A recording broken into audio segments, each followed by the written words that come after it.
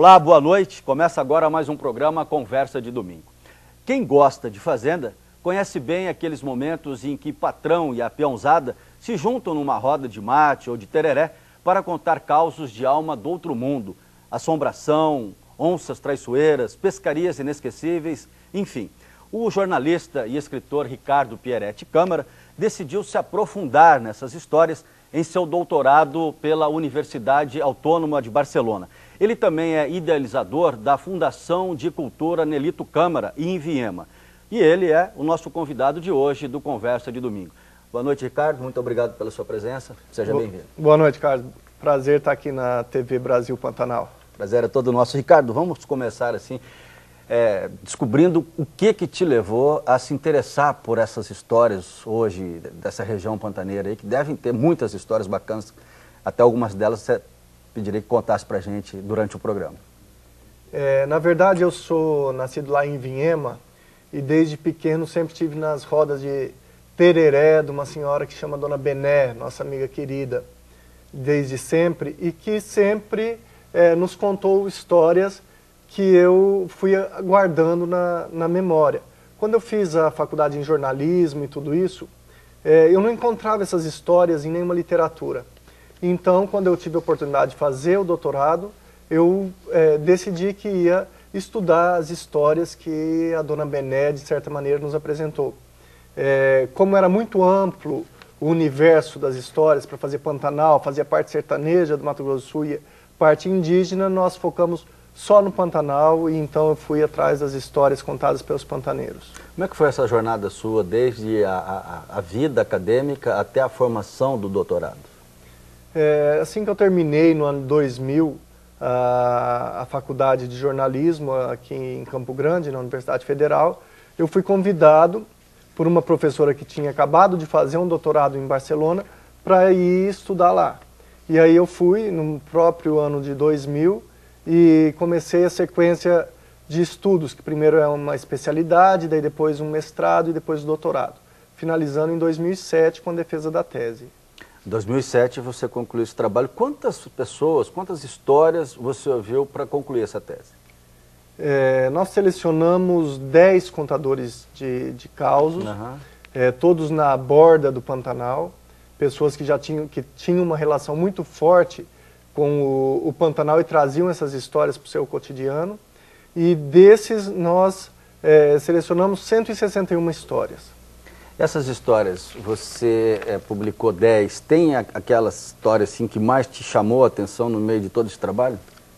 O que chama muita atenção é perceber como na memória da população, principalmente a rural, do Mato Grosso do Sul, ainda está a ideia da guerra. A guerra que a gente leva à conclusão de que é a Guerra do Paraguai. Nem sempre é citada como Guerra do Paraguai, mas sempre tem essa guerra que a gente chega à conclusão de que é a Guerra do Paraguai.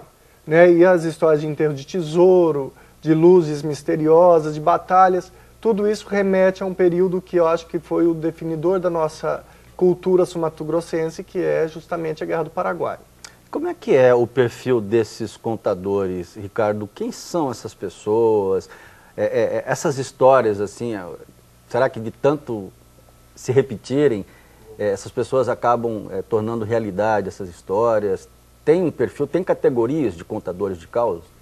Então, são pessoas que vivem essa realidade imaginária das histórias que estão nos causos.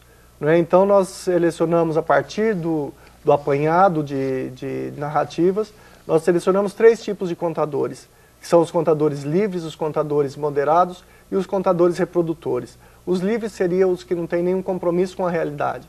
Eles podem contar, por exemplo, esse tem o Seu Perigoso, de Maracaju, que é uma maravilha de contador de causos. Esse aí eu já ouvi, o Matador de Onça. O Matador de Onça, que fala que matou 500 onças num dia, com uma bala, enfim. Ele não tem nenhum compromisso com a realidade. Quando pediram para ele parar de matar as onças, aí ele decidiu entregar as onças vivas para a Polícia Federal, disse que veio montado em 3 também, não foi tudo isso, ele hipnotiza a onça, ele faz de tudo.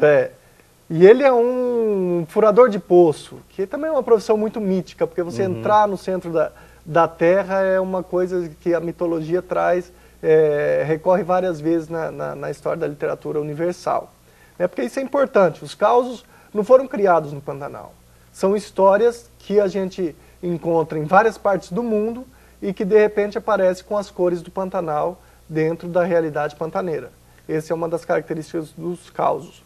Mas como eu vinha falando dos tipos de narradores, daí nós temos os moderados, que são os que têm certo compromisso com a realidade, eles não querem parecer mentiroso, mas contam coisas também que não são propriamente verdades.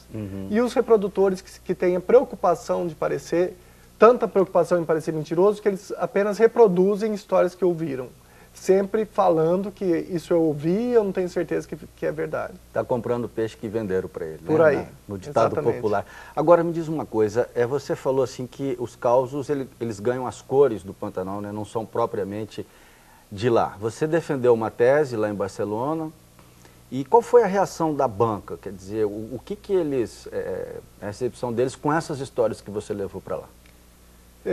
Esse trabalho me traz muita alegria, porque além da tese, o documentário que fazia parte, que era um anexo da tese, ele tomou vida própria. Já participou de vários festivais, foi apresentado já no exterior e aqui dentro do Brasil em vários lugares, e a reação do público é imediata. Porque todo mundo conhece algum contador de causas, seja na família, seja na vizinhança, e isso em todas as partes do mundo. Pode ser na Galícia, pode ser na Rússia, sempre as pessoas escutam histórias, ou escutavam mais do que escutam agora. Você não conhece, até tem as suas próprias histórias para contar também, né? Todos têm, né? O importante do caso, eu sempre digo, é a gente estar atento para saber que é um caos e valorizar aquilo. E quanto tempo você ficou no Pantanal levantando esse material? A tese, eu levei 4 anos para concluí-la, né? Mas daí tem toda a parte de gabinete, que é a parte de escrever a tese, que deve ter resultado em 1 ano, e 3 anos a gente ia com frequência nas casas desses contadores, porque tinha que fazer várias visitas até chegar no trabalho final. Eu quero saber se algum desses causos acabou te convencendo. Você parou para pensar, falou, será que isso é realidade mesmo? Não, eu acredito. Você vai responder depois do nosso intervalo, a gente vai voltar conversando mais sobre isso aí. Combinado? Tá certo, combinado. Conversa de domingo volta em instantes. Até já.